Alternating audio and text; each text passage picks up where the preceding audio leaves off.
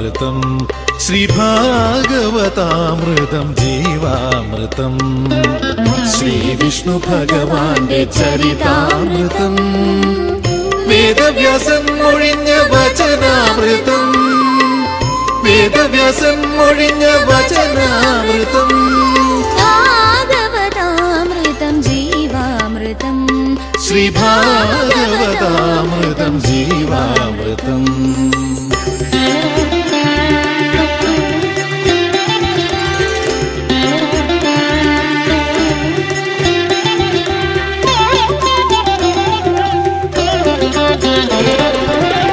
നാരായണ നമ നാരായണ ഹരി നാമം പരബ്രഹ്മജ്ഞാനാമൃതം നാരായണ നമ നാരായണ ഹരി നാമം പരബ്രഹ്മജ്ഞാനാമൃതം ഹരിനാമ സങ്കീർത്തനം പാടി ലോകത്തിൽ ഹരിയുടെ കരുണ കഥ പറയാം വൈഷ്ണവ വൈഭവ കഥ പറയാം ശ്രീകൃഷ്ണ കൃപാവര കഥ പറയാം വൈഷ്ണവ വൈഭവ കഥ പറയാം ശ്രീകൃഷ്ണ കൃപാവര കഥ പറയാം ഭാഗവതാമൃതം ജീവാമൃതം ശ്രീ ഭാഗവതാമൃതം ജീവാമൃതം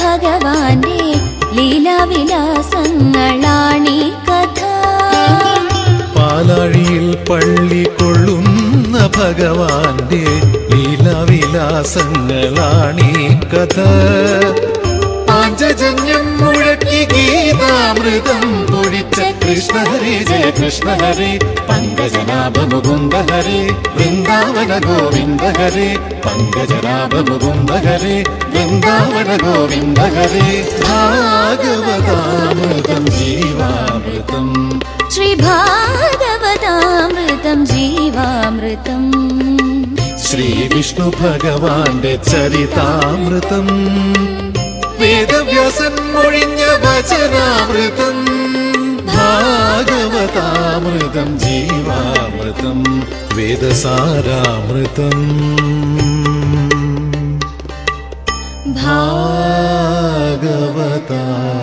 ഭാഗവതാമൃതം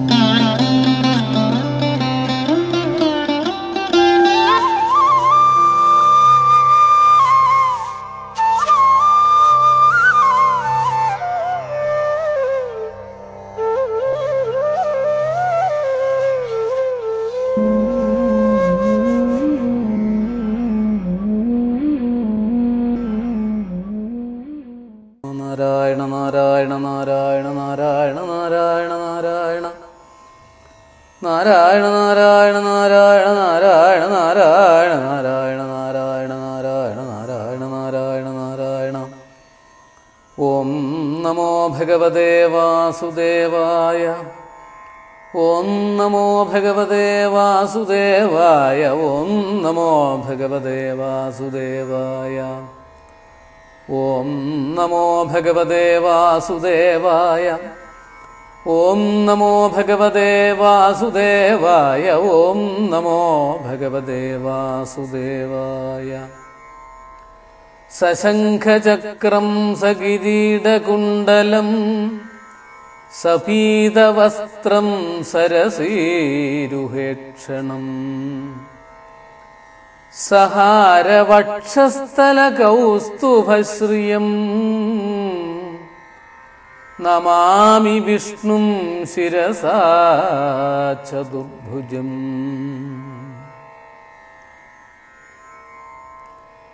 കൃഷ്ണോ രക്ഷതു മാം ചരാചരഗുരു കൃഷ്ണം നമസ്യേ സദാ കൃഷ്ണേനൈവ സുരക്ഷിതോഹമസകൃത്കൃഷ്ണായ ദത്തം മന കൃഷ്ണാദേവ സമുദ്ഭവോ മമ വിഭോ കൃഷ്ണസ്യ ദാസോസ്മ്യഹം കൃഷ്ണേ ഭക്തിരജഞ്ജലാസ്തു ഭഗവൻ ഹേ കൃഷ്ണ തുഭ്യം നമഃ.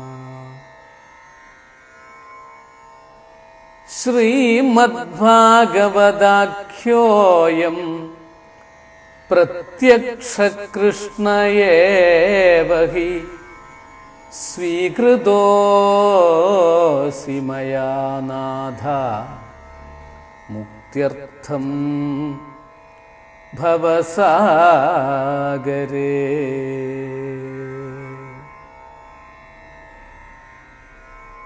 ഹരേ രാമ ഹരേ രാമ രാമ രാമ ഹരേ ഹരേ ഹരേ കൃഷ്ണ കൃഷ്ണ കൃഷ്ണ ഹരേ ഹരേ. ഹരേ രാമ രാമ രാമ ഹരേ ഹരേ ഹരേ കൃഷ്ണ കൃഷ്ണ കൃഷ്ണ ഹരേ ഹരേ. ഹരേ രാമ രാമ രാമ ഹരേ ഹരേ ഹരേ കൃഷ്ണ കൃഷ്ണ കൃഷ്ണ ഹരേ ഹരേ.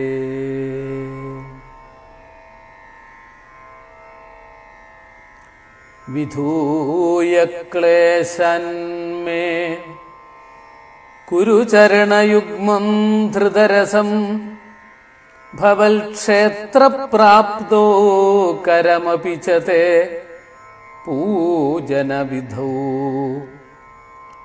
ഭവന്മൂർത്യാലോകേ നയനം അഥ തേ പാദതുളസീ അഥ തേ പാദതുളസീ പരിഘ്രാണേ ഘ്രാണം ശ്രവണമപി തേ ചാരുചരിതേ.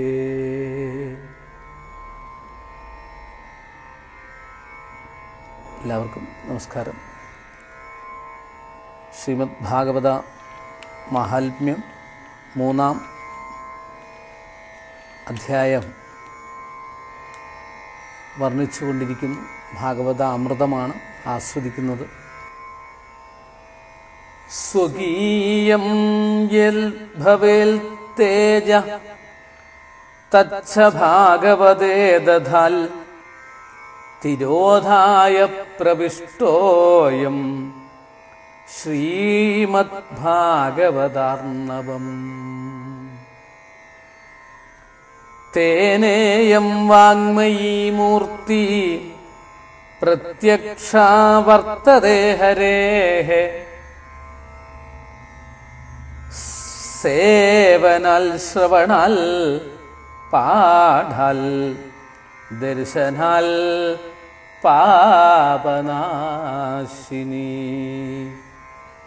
തേനേയം വാങ്മയീ മൂർത്തി പ്രത്യക്ഷാ വർത്തതേ ഹരേഃ സേവനാൽ ശ്രവണാൽ പാഠാൽ ദർശനാൽ പാപനാശിനി.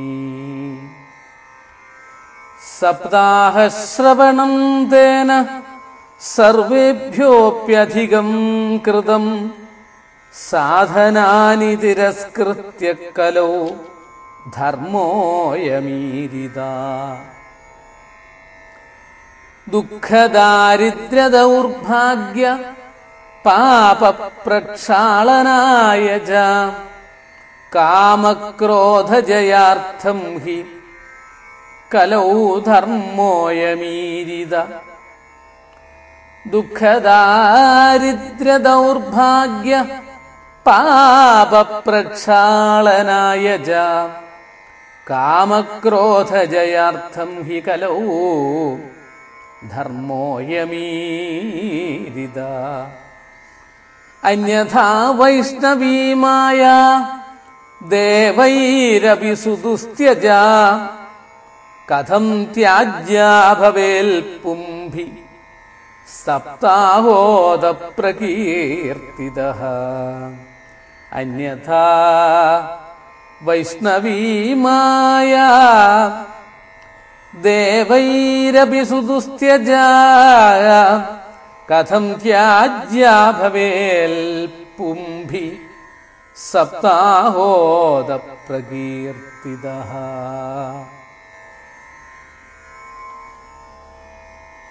ശ്രീമദ് ഭാഗവതം ജീവിതത്തിൽ കേൾക്കണം, പഠിക്കണം. നമ്മൾ ജീവിതത്തിൽ വായിച്ചിരിക്കേണ്ടുന്ന, പഠിച്ചിരിക്കേണ്ടുന്ന മഹത്തായ ഗ്രന്ഥമാണ് ശ്രീമദ് ഭാഗവതം എന്നുറപ്പിച്ചു. ഭാഗവതം കേൾക്കാനും ഭാഗവതത്തിലെ ശ്ലോകങ്ങൾ പഠിക്കാനും വേണ്ടിയിട്ട് പരിശ്രമിക്കുക. ഒരു ഭാഗവത ഗ്രന്ഥം കുടുംബത്തിൽ ഉണ്ടെങ്കിൽ നമ്മൾ ക്രമേണ അതിലേക്ക് ശ്രദ്ധയുണ്ടാകും. അല്ലാത്തവരും മൃഗപ്രായനായ മനുഷ്യരൂപാഭുവി മൃഗാശ്ചരന്തീന, അതായത് ഭാഗവതം കേൾക്കാത്തവർ, കാരണം അത്രമാത്രം വിശേഷപ്പെട്ടതാണ് എന്ന് ഭാഗവത മഹാത്മ്യത്തിൽ ഒരിക്കൽ കൂടി ഉറപ്പിച്ചു കഴിഞ്ഞു. കോടി ജന്മസമുത്ഥേന പുണ്യേനൈവ ദുലഭ്യതേ. എത്രയോ നമ്മളിവിടെ പറഞ്ഞു കഴിഞ്ഞു, എത്രയോ ജന്മങ്ങൾ കഴിഞ്ഞു കഴിഞ്ഞാൽ മാത്രം കിട്ടുന്ന മഹാഭാഗ്യമാണ് ഭാഗവതം കേൾക്കാൻ സാധിക്കുക. ലോകത്തിൽ ശ്രീമദ് ഭാഗവത കഥാശ്രവണ പാരായണ ശ്രദ്ധ വളരെ ദുർലഭമാണ്. കോടി ജന്മ സമുത്ഥേന പുണ്യേനൈവതു ലഭ്യതേ. കോടി ജന്മങ്ങളിൽ ചെയ്ത പുണ്യം കൊണ്ട് മാത്രമേ അത് വേണ്ടതുപോലെ ഉൾക്കൊള്ളാനോ കേൾക്കാനോ പഠിക്കാനോ സാധിക്കുകയുള്ളൂ. ഈ ലോകത്തിൽ ശ്രീമദ് ഭാഗവത കഥാശ്രവണ പാരായണം അത്യപൂർവമായതുകൊണ്ട് തന്നെ, അപൂർവമായി കിട്ടുന്നതായതുകൊണ്ട് തന്നെ ദുർലഭമാണ്, ദുർലഭ്യ വസ്തുവാണ്, കിട്ടാൻ പ്രയാസമായിട്ടുള്ള വസ്തു. നാരായണീയത്തിലെ ആദ്യത്തെ ശ്ലോകം തന്നെ ഈ ഒരു താല്പര്യം കൊണ്ട് നമ്മളെ അതിലേക്ക് എത്തിക്കുന്നതാണ്. രണ്ടാമത്തെ ശ്ലോകം നാരായണീയത്തിലെ ഏവം ദുർലഭ്യവസ്തുന്യപി സുലഭതയാ ഹസ്തലബ്ധേ യദന്യൽ തന്വാ വാചാധിയാ വാ ഭജതി ബദജന ക്ഷുദ്രദൈവ സ്ഫുടേയം ഏതേതാവദ്വയന്തു സ്ഥിരതരമനസാ വിശ്വപീഡാപഹത്യൈഃ നിശേഷാത്മാനമേനം ഗുരുപവനപുരാധീശം ഏവ ആശ്രയാമ ഏവ ആശ്രയാമ. ഈ ദുർലഭ്യ വസ്തു, കിട്ടാൻ പ്രയാസമായിട്ടുള്ള വസ്തു സുലഭതയാ ഹസ്തലബ്ധ. ഇപ്പം നമുക്ക് കിട്ടാൻ പ്രയാസമായിട്ടുള്ള വസ്തു കിട്ടിയിരിക്കുകയാണെങ്കിൽ അതിനെ നമ്മൾ കളഞ്ഞു കുളിക്കാതെ അല്ലെങ്കിൽ മാനിക്കാതെ മറ്റുള്ളതിൻ്റെ പിറകെ പോകുന്നത് നമുക്ക് പലതരത്തിലും ദോഷങ്ങളുണ്ടാക്കുന്നു എന്നാണ് പറഞ്ഞത്. പിന്നെ ഇനി ഭാഗവതം പഴയ കാലഘട്ടത്തിലാണെങ്കിൽ ഭാഗവത മഹാത്മ്യത്തിൽ പറഞ്ഞ മറ്റൊരു താല്പര്യം, ഈ ചിങ്ങം കുംഭം 2 മാസങ്ങളിൽ ഭാഗവത മാസങ്ങളിൽ മുഴുവനും ഭാഗവതം വായിക്കുക എന്നൊരു സമ്പ്രദായമുണ്ട്. മുറവായന എന്ന് പറയും. ചിങ്ങമാസം മുഴുവനും ഭാഗവതം വായിക്കും കുടുംബത്തിൽ, ഐശ്വര്യത്തിന് വേണ്ടി, ശ്രേഷ്ഠതയ്ക്ക് വേണ്ടിയിട്ട്. അങ്ങനെയാണ് നമ്മൾ രാമായണം മാസം കർക്കിടകമാണെങ്കിൽ കർക്കിടക മാസത്തിൽ രാമായണം പാരായണം പതിവുണ്ടെങ്കിൽ അത് കഴിഞ്ഞാൽ ചിങ്ങമാസം മുതൽ ഭാഗവതമാണ് പാരായണം ചെയ്യുക. ഭാഗവത കിളിപ്പാട്ട് പാരായണം ചെയ്യുന്നവരങ്ങനെ ചെയ്യും. മൂലഗ്രന്ഥം സംസ്കൃതത്തിലുള്ളത് പാരായണം ചെയ്യാൻ അറിയുന്നവർ ആ രീതിയിൽ പാരായണം ചെയ്യുന്നു.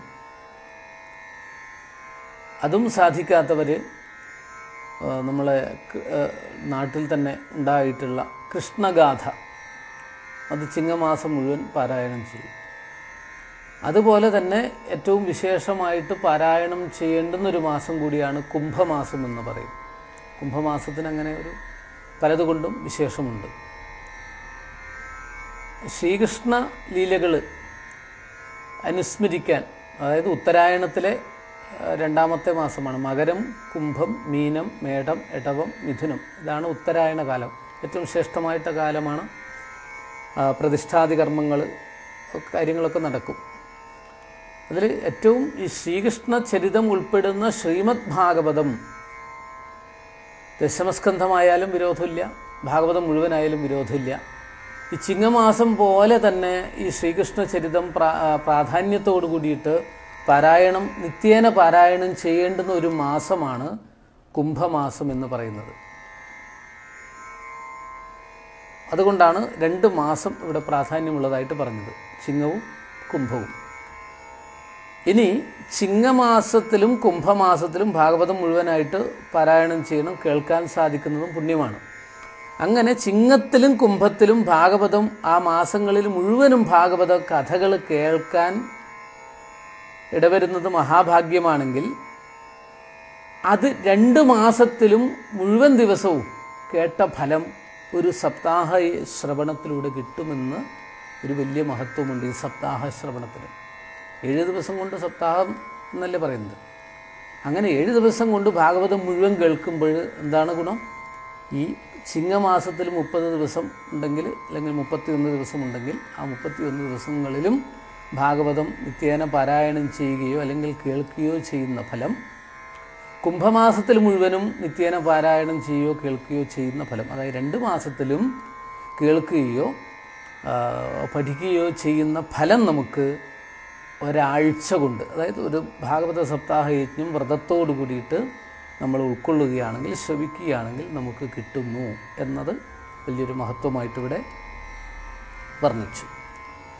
പിന്നെ തപസ് കൊണ്ട് ഇവിടെ പറഞ്ഞിരിക്കുന്നത് തപസ്, യോഗം, സമാധി, ഇത് 3ഉം വളരെ പ്രധാനപ്പെട്ടതാണ്.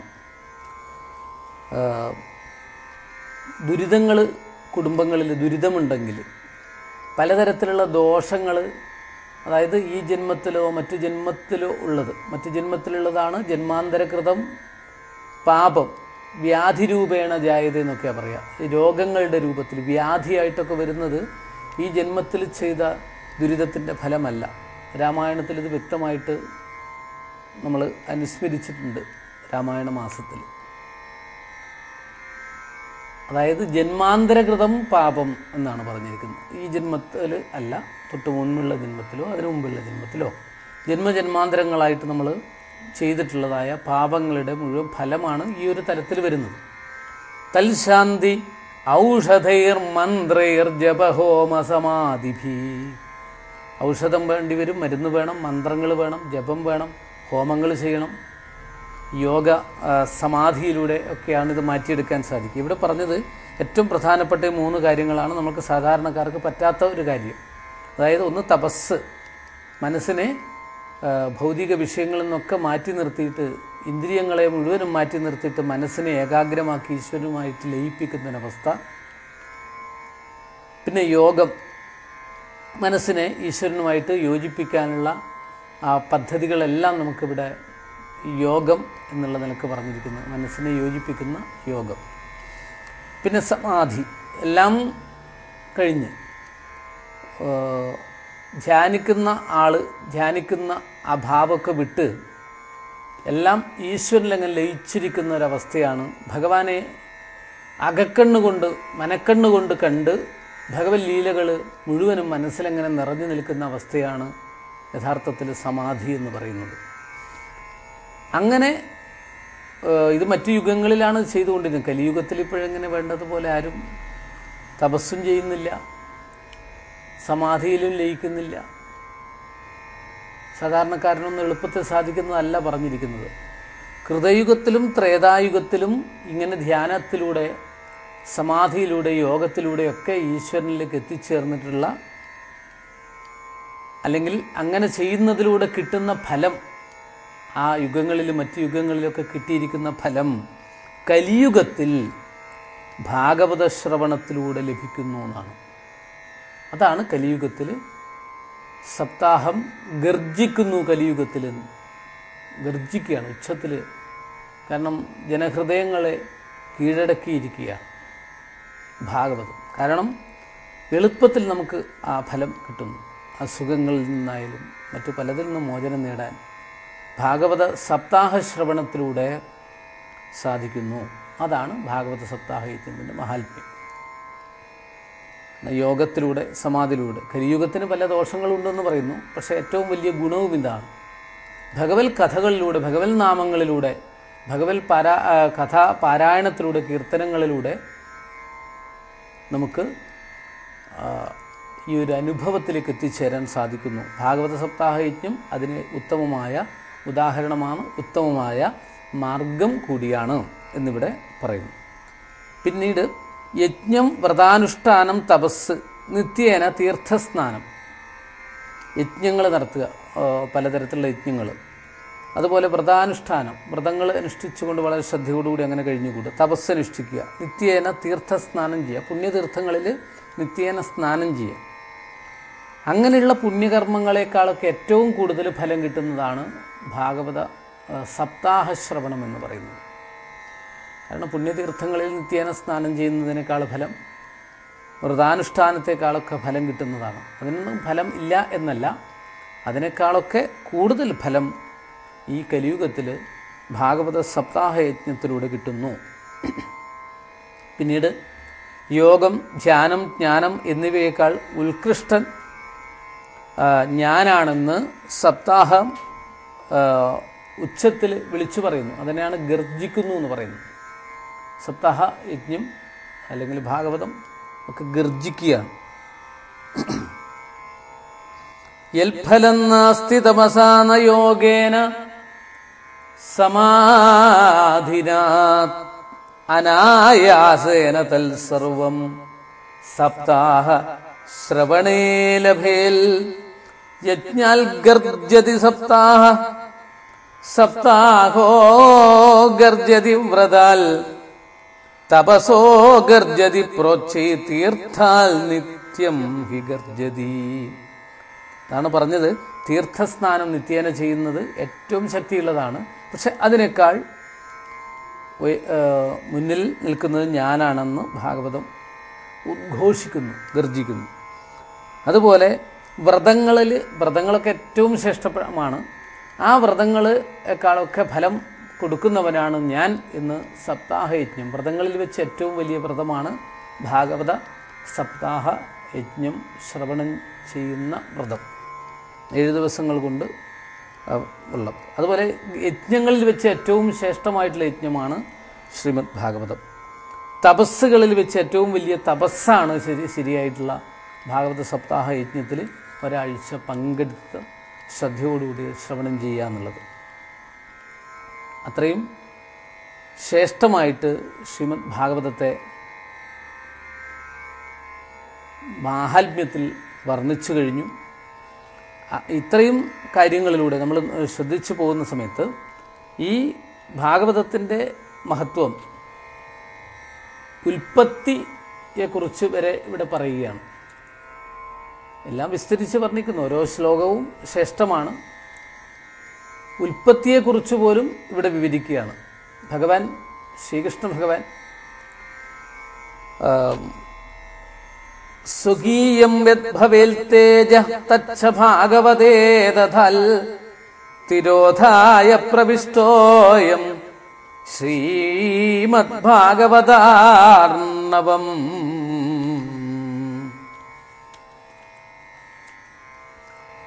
പണ്ട് ഇനി ഭാഗവതത്തിൻ്റെ ഉൽപ്പത്തിയെക്കുറിച്ചും മഹാത്മ്യത്തിലൊരു ശ്ലോകത്തിലൂടെ പറഞ്ഞതാണ്. ശ്രീകൃഷ്ണ ഭഗവാൻ ഭൂതലത്തെ ഉപേക്ഷിച്ച് വൈകുണ്ഠത്തിലേക്ക് അഥവാ ഗോലോകത്തിലേക്ക് എപ്പോഴാണ് പോകുവാൻ ഒരുങ്ങിയിരിക്കുന്നത്? ഭഗവാൻ പോകാൻ ഒരുങ്ങി 125 വർഷത്തെ ദിവ്യലീലകൾ അവസാനിപ്പിച്ച്, നമ്മൾ പലപ്പോഴും പറഞ്ഞതാണ്, ഗുജറാത്തിൻ്റെ തീരപ്രദേശത്തുള്ള പ്രഭാസ തീർത്ഥത്തിൽ വെച്ച് ഒരാൽച്ചുവട്ടിൽ ഇരുന്നു കൊണ്ട് ഭഗവാൻ സ്വധാമത്തിലേക്ക് എഴുന്നള്ളാൻ തയ്യാറാവുന്ന രംഗമാണ് ഭഗവത് സ്വർഗാരോഹണം എന്നൊക്കെ പറയും. സ്വധാമഗമനം എന്നാണ് പറയുക. അല്ലെങ്കിൽ ഭഗവാന്റെ വൈകുണ്ഠയാത്ര എന്നൊക്കെ പറയും. പക്ഷേ യഥാർത്ഥത്തിൽ ഗോലോകത്തിൽ നിന്നാണ് വന്നിരിക്കുന്നത്. 125 വർഷത്തെ ദിവ്യലീലകൾ അവസാനിപ്പിച്ച് ഇവിടുന്ന് പോകാൻ തയ്യാറായി. ഈ സന്ദർഭത്തിൽ, അതിന് തയ്യാറായിട്ടുള്ള സന്ദർഭത്തിലാണ് യാദവ സഭയിൽ വെച്ച് പ്രഭാഷണമൊക്കെ നടത്തി കഴിഞ്ഞ് തൻ്റെ ആട്ടുകെട്ടിൽ വന്നിരിക്കുന്നു. ഭക്തോത്തമനായി 113 വർഷം ഭഗവാനോടൊപ്പം കഴിഞ്ഞുകൂടിയ ഉദ്ധവൻ വരുന്നു, കാൽക്കൽ നമസ്കരിക്കുന്നു. ഈ സമയത്ത് ഉദ്ധവന് ഉപദേശം കൊടുക്കുന്ന രംഗം, അതൊക്കെ പിന്നീട് വിവരിക്കും. അപ്പോൾ ഉദ്ധവർ ചോദിക്കുന്ന ചില ചോദ്യങ്ങൾ, ഈ കലിയുഗം ആരംഭിച്ച സന്ദർഭത്തിൽ ഇവിടുന്ന് പോകുന്നതോടുകൂടി കലിയുഗം ആരംഭിച്ചു. അപ്പോൾ ഈ കലിയുഗത്തിൽ എങ്ങനെയാണ് ഭഗവാനെ ഞങ്ങൾ ഈ അജ്ഞാനമാകുന്ന അന്ധകാരത്തെ ഇല്ലാതാക്കി അവിടുത്തെ ദിവ്യപ്രഭാവമില്ലാത്ത ഈ സന്ദർഭത്തിൽ എങ്ങനെയാണ് ദുഃഖത്തിൽ നിന്ന് മോചനം നേടുക, മോക്ഷത്തിലേക്ക് എത്തുക? എങ്ങനെയാണ് അവിടുത്തെ ദിവ്യമായ ഈ അവതാരത്തിലൂടെ നമുക്ക് ഇത്രയും കാലം കിട്ടിയ അനുഭവം കലിയുഗത്തിൽ എങ്ങനെയാണ് ഞങ്ങൾക്ക് കിട്ടുക, സാധാരണക്കാർക്ക് കിട്ടുക എന്ന് ഉദ്ധവൻ ഭഗവാനോട് ചോദിക്കുന്നു. അങ്ങനെ ചോദിക്കുന്ന സന്ദർഭത്തിൽ ഭഗവാൻ ശ്രീ ഉദ്ധവന് ഉദ്ധവോപദേശത്തിൻ്റെ ഒടുവിലൊക്കെ പറയുന്ന രംഗമാണ്. ഭഗവാൻ അവിടെ വെച്ച് പറഞ്ഞു, ഈ കലിയുഗത്തിൽ, കലിയുഗത്തിൻ്റെ പ്രത്യേകത എന്താണ്?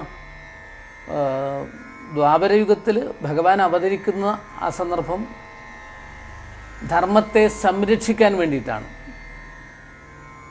പരിത്രാണായ സാധൂനാം വിനാശായ ച ദുഷ്കൃതം ധർമ്മ സംസ്ഥാപനാർത്ഥായ സംഭവാമി യുഗേ യുഗേ. യുഗന്തോറും ഭഗവാൻ അവതരിക്കുന്നത് ഈ ധർമ്മത്തെ സംസ്ഥാപനം ചെയ്യാൻ വേണ്ടിയിട്ടാണ്. പരിത്രാണായ സാധൂനാം, സജ്ജനങ്ങളെ, സാധുജനങ്ങളെ സംരക്ഷിക്കാൻ വേണ്ടിയിട്ട്, ദുഷ്ടജനങ്ങളെ നിഗ്രഹിക്കാൻ വേണ്ടി, ഇല്ലായ്മ ചെയ്യാൻ വേണ്ടി, ദുഷ്ടതയെ ഇല്ലായ്മ ചെയ്യാൻ വേണ്ടി, നന്മയെ പ്രകാശിപ്പിക്കുന്നതിന് വേണ്ടിയിട്ട് ഭഗവാൻ അവതാരങ്ങൾ എടുക്കുകയാണ്. ഓരോരോ അവതാര ലീലകൾ അങ്ങനെയാണ് എടുത്തുകൊണ്ടിരിക്കുന്നത്. പക്ഷേ ഇനി കലിയുഗത്തിൽ, ഇപ്പോൾ കലിയുഗം വന്നു കഴിഞ്ഞാൽ കലിയുഗത്തിലെ അവതാരം എങ്ങനെയാണ്, അല്ലെങ്കിൽ കലിയുഗത്തിൽ എങ്ങനെയാണ് ദുഷ്ടജനങ്ങൾ വീണ്ടും വർദ്ധിക്കും, പലതരത്തിലുള്ള ദുഷ്ടകർമ്മങ്ങൾ കലിയുഗത്തിൽ വർദ്ധിച്ചു വരും. അപ്പോൾ എങ്ങനെയാണ് ഇല്ലാതാക്കാൻ സാധിക്കുക? ആ ദുഷ്ടകർമ്മങ്ങൾ എങ്ങനെ ഇല്ലാതാക്കാൻ സാധിക്കും? അവിടുത്തെ അനുഗ്രഹം എങ്ങനെ സമൂഹത്തിൽ ലഭിക്കുമെന്നുള്ള ചോദ്യം ഉദ്ധവൻ ചോദിക്കുന്നു. അങ്ങനെ ഒരു ചോദ്യം ഉദ്ധവനിൽ നിന്നുണ്ടായ സമയത്ത് ഭഗവാൻ ഈ രംഗം ഒന്നുകൂടി വിസ്തരിച്ച് വർണ്ണിച്ച് പറഞ്ഞു കൊടുക്കുകയാണ്. എൻ്റെ തേജസ്സിനെ, സർവപ്രകാശകമായ എൻ്റെ തേജസ്സിനെ, എല്ലായിടത്തും പ്രകാശിക്കുന്ന എൻ്റെ ദിവ്യ തേജസ്, അതാണ് ഭാസ എന്ന് പറയുന്നു. തസ്യ ഭാസ സർവമിതം. ആ തേജസ്സിനെ ഞാനിതാ ശ്രീമൽ ഭാഗവത സമുദ്രത്തിൽ ലയിപ്പിക്കുന്നു എന്ന് പറഞ്ഞാൽ ഭാഗവതത്തിൽ ഭഗവാന്റെ ദിവ്യ ചൈതന്യത്തെ ഞാൻ സ്ഥാപിക്കുന്നു എന്നർത്ഥം ഭഗവാൻ ഇവിടെ പറയുന്നു. അങ്ങനെ ഭഗവാൻ ശ്രീമദ് ഭാഗവതവ അർണവത്തിൽ പോയിരുന്നു, ഭാഗവതമാകുന്ന ആ വലിയ സമുദ്രത്തിലേക്ക് പോയിരുന്നു എന്നിവിടെ ആലങ്കാരികമായിട്ട് പറഞ്ഞു. ശ്രീമദ് ഭാഗവതം ശ്രീകൃഷ്ണ ഭഗവാന്റെ വാക്കുകൾ കൊണ്ടുള്ള വാങ്മയി മൂർത്തിയാണ്. സത്യത്തിൽ എല്ലാവരും ഓർക്കേണ്ടത് ഇതാണ്. ശ്രീമദ് ഭാഗവതം ഭഗവാന്റെ വാങ്മയി മൂർത്തി, വാക്കുകൾ കൊണ്ട് ഭഗവാന്റെ സ്വരൂപത്തെ വർണ്ണിച്ച്, അതായത് പൂർണ്ണമായിട്ട് നമ്മൾ ചായങ്ങളൊക്കെ എടുത്ത് പെയിൻ്റൊക്കെ എടുത്ത് ചിത്രം വരക്കുമ്പോൾ ആ പെയിൻറ്റ് കൊണ്ട് ഭഗവാന്റെ രൂപം ഉണ്ടാക്കുന്നത് പോലെ വാക്കുകളിലൂടെ ഭഗവാന്റെ സ്വരൂപത്തെ വർണ്ണിച്ചിരിക്കുന്നത്. അതാണ് ഇപ്പോൾ ഇവിടെ പറഞ്ഞിരിക്കുന്നത്. ആ വാക്കുകളിലൂടെ ഭഗവാനെ വർണ്ണിച്ച് ആ സ്വരൂപത്തെ കാണിച്ചു തരുന്നതാണ് ശ്രീമദ് ഭാഗവതം. അത് കലിയുഗത്തിൽ ശ്രീമൽ ഭാഗവതാഖ്യോയം പ്രത്യക്ഷ കൃഷ്ണ ഏവ ഹി സ്വീകൃതോസി മയാ നാഥ മുക്ത്യർത്ഥം ഭവസാഗരേ. കലിയുഗത്തിൽ ഭഗവാന്റെ പ്രത്യക്ഷ സ്വരൂപം തന്നെയാണ് ശ്രീമദ് ഭാഗവതം. 5118 വർഷമായിട്ട് ആ ഭാഗവതം പ്രത്യക്ഷ സ്വരൂപമായിട്ട് നമുക്ക് ഓരോരുത്തർക്കും അനുഭവിക്കാൻ സാധിക്കുന്നു. സ്വസ്തി പ്രജാഭ്യ പരിപാലയന്താം ന്യായേണ മാർഗേണ മഹിം മഹീശാഃ ഗോബ്രാഹ്മണേഭ്യഃ ശുഭമസ്തു നിത്യം ലോകാ സമസ്താ സുഖിനോ ഭവന്തു. ചരണനത ജനഭരണ തവ കഥകളിന്നു ഞാൻ ചെറ്റൂപിഴച്ചുര ചെയ്തു പോയെങ്കിലും തവ മനസി സകലമതു കൃപയൊടു പൊറുത്തു മാം തുൽഭക്തനാകാൻ അനുഗ്രഹിക്കണമേ. യോഗീന്ദ്രാണം ത്വദംഗേഷു അധിക സുമധുരം മുക്തിഭാജാം നിവാസോ ഭക്താനാം കാമവർഷദ്യുതരുകിസലയം നാഥ തേ പാദമൂലം.